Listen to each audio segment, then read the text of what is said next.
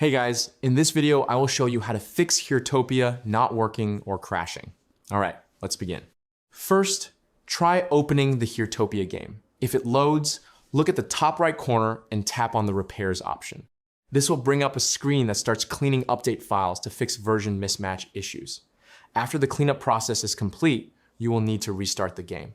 Simply tap confirm and wait while the game verifies the integrity of its files.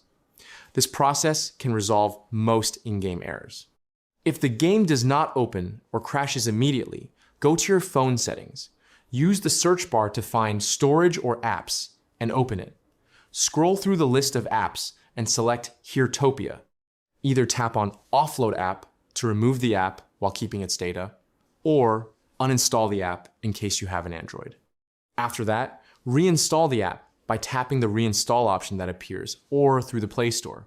These steps should fix most crashing or loading issues and get the game running normally again. So that's basically how you can fix Heartopia not working or crashing. That's it for this video. Thanks.